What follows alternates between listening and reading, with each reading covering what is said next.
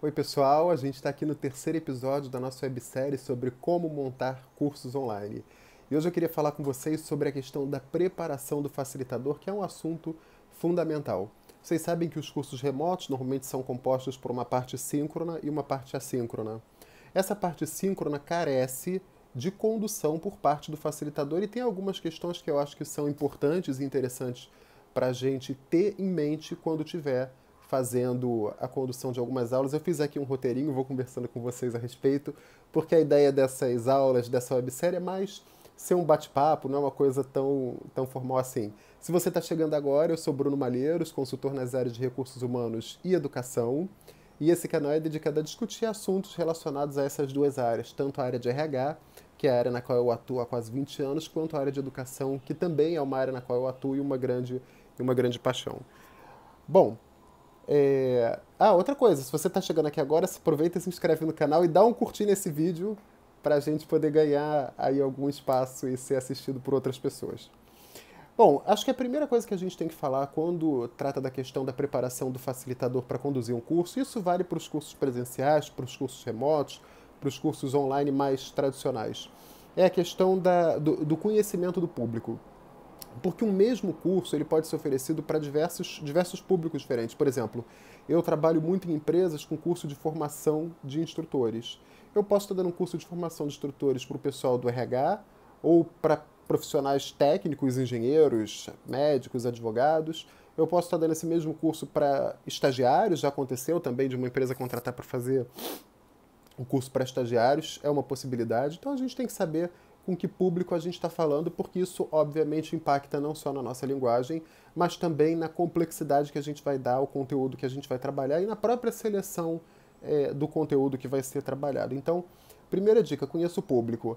Ah, mas Bruno, eu vou pegar uma turma que eu não sei exatamente quem são as pessoas porque eu não participei da escolha.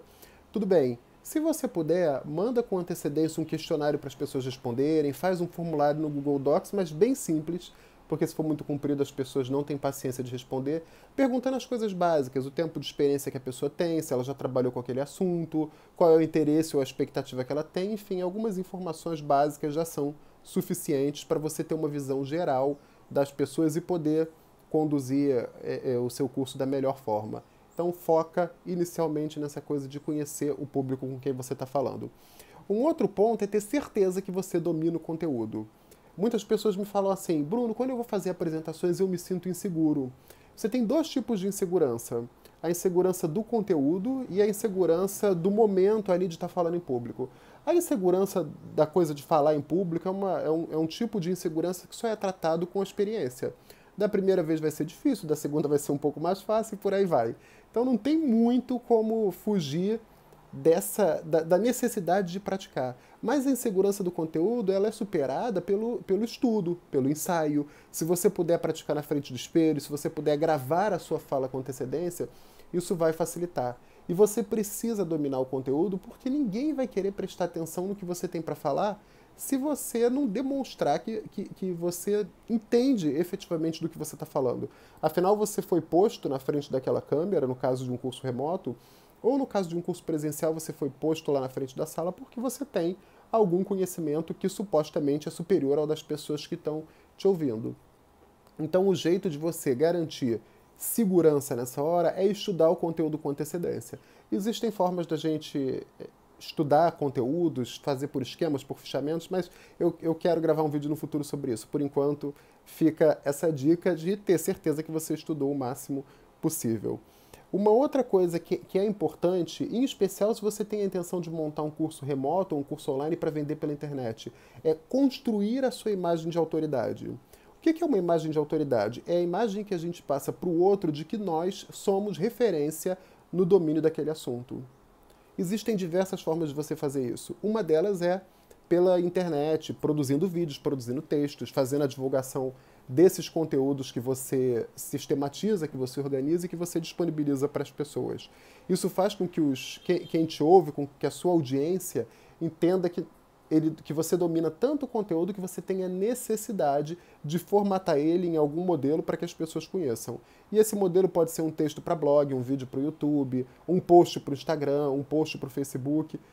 Existem diversas possibilidades de divulgação pela internet.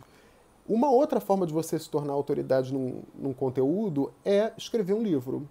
Claro que existe um mercado editorial mais restrito e fortemente seletivo, mas também existe a possibilidade de você publicar um livro por conta própria, ou um e-book por conta própria. A Amazon tem lá o KDP, que permite que você construa e-books e coloque inclusive à venda pela própria Amazon. Eles têm até um sisteminha que te permite fazer essa organização. Você também consegue fazer e-books pelo Canva, com uma imagem muito bacana, e disponibilizar eles não só para venda. Se você quiser vender, você pode vender pelo Hotmart, pela Amazon e por outros canais, até pelas suas próprias redes. Mas você também pode disponibilizar de forma gratuita um e-book menor, que venda um pouco do seu trabalho e que fale um pouco sobre o que você estuda, o que você se interessa e qual é a sua área de atuação. Outra forma de você se tornar autoridade, produzir palestras, conteúdos, disponibilizar isso de forma gratuita na internet para que as pessoas cheguem até você. Tem sido muito comum que as pessoas trabalhem com webinar, e aí você consegue fazer pelo Facebook, por aplicativos por plataformas de videoconferência como o Zoom, como o Google Meet. Tem uma série delas aí que também podem te ajudar bastante. Enfim, conheça o público, domine o conteúdo e trabalhe para se tornar uma autoridade no assunto. O que mais que a gente tem para falar? Saber liderar a turma. Isso também vale tanto para as turmas presenciais quanto para as turmas remotas. Mas é importante que a turma saiba que você vai passar orientações ali no momento da aula e que essas orientações têm que ser seguidas. Isso é um processo de liderança, mas não é um processo de liderança imposto. É uma liderança conquistada. As pessoas têm que perceber que o que você fala, que as orientações que você dá e as atividades que você propõe são necessárias para ajudá-las, para fazer com que elas aprendam aquele conteúdo, para saber com que elas saibam como aplicar aquele conteúdo na sua vida, no seu posto de trabalho. Então é bastante interessante que você pratique essa coisa de liderar a turma e administrar conflitos, porque conflitos vão aparecer. Vai ter gente que vai discordar de você, vai ter gente que vai discordar do colega, algumas pessoas vão querer trazer assuntos de política, de economia, e essa administração de conflitos também é uma prática que tem que ser realizada. Eu sempre brinco quando eu faço o curso de formação de professores ou de instrutores que a forma mais fácil de administrar um conflito é evitar que o conflito aconteça.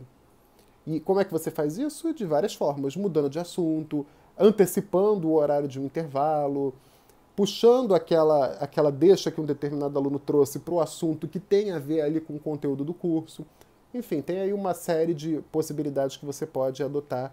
Minha sugestão: evita que o conflito aconteça, mas se acontecer, saiba como tomar as rédeas de volta para você. Você também tem que se preparar para a aula síncrona. Essa parte é muito importante. O que é a aula síncrona? É a parte ali que você está falando com as pessoas por meio do aplicativo de videoconferência. Tem alguns cuidados que são fundamentais. Primeiro, cuidado com o cenário.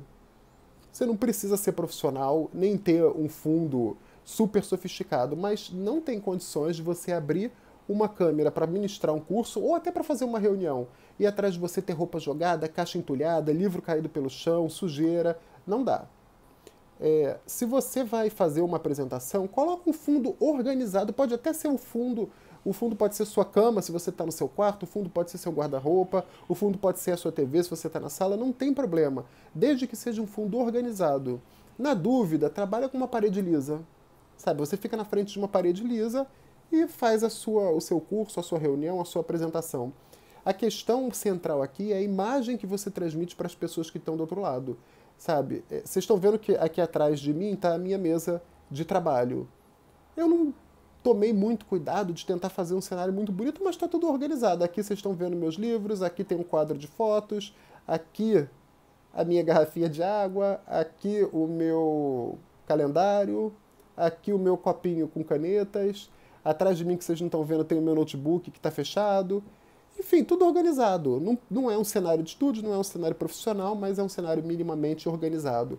Então eu sugiro fortemente que vocês invistam na passagem de uma informação organizada. Outra coisa é a questão de roupa. Cuidado para não aparecer com roupas muito chamativas, muito diferentes, porque isso acaba atraindo a atenção das pessoas para um outro assunto. É claro que você pode se arrumar do jeito que você quiser. Aqui eu estou falando sobre o impacto que isso tem na aprendizagem das pessoas. Se eu tivesse aqui com uma camisa amarela com bolinhas azuis, provavelmente você estaria prestando mais atenção na camisa amarela com bolinhas azuis, que é super diferentona, que não é comum de você encontrar, do que no que eu tenho para falar para vocês. Então, cuidado com a roupa. Mais um ponto importante, luz e som. A iluminação também é importante porque ela faz com que as pessoas consigam enxergar você.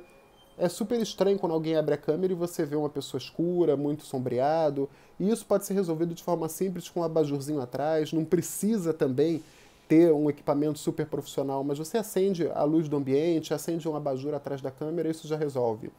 O som pode ser resolvido com coisas muito simples e baratas. Isso aqui é um microfone de celular comum, que é super eficiente. Claro que se você puder investir num microfone mais profissional, a sua transmissão vai ficar melhor.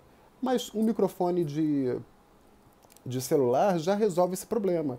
Vai para um lugar que não tenha barulho, se possível fecha a janela, tranca os cachorros se você tiver cachorro que late. Eu tenho cachorro, estou aqui na torcida para elas não latirem, mas se você puder, tranca os cachorros de forma que não atrapalhem aí a sua aula, a sua transmissão.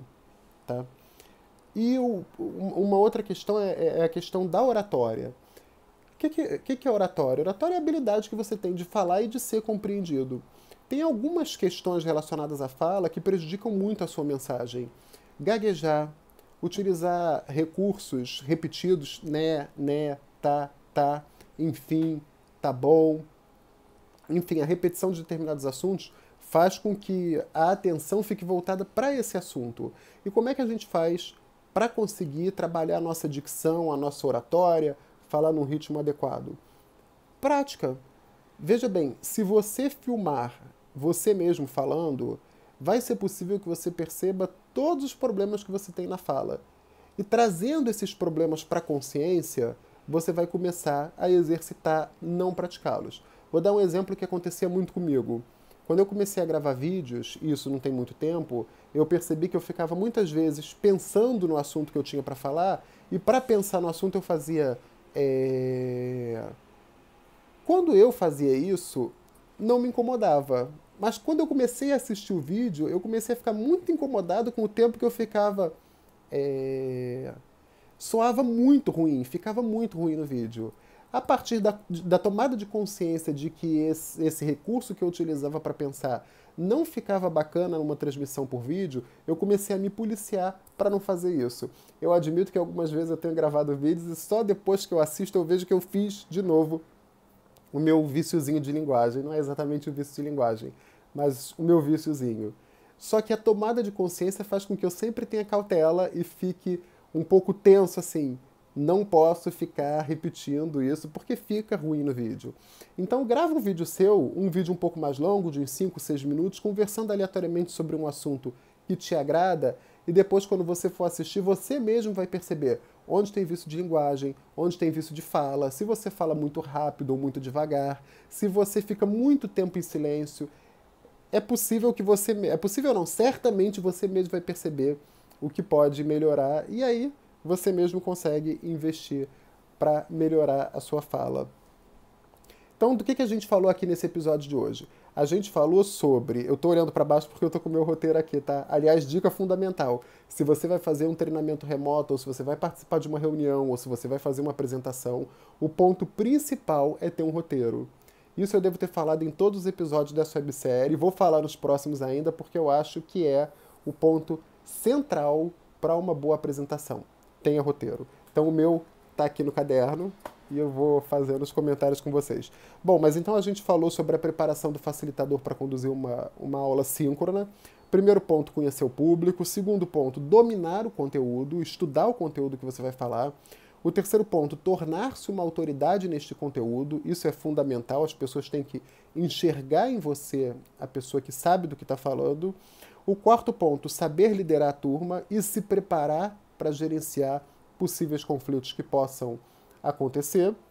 O quinto ponto, preparar o espaço no qual você vai trabalhar, cuidar de cenário, som, a sua aparência, a sua vestimenta, iluminação, todos esses pontos que são fundamentais.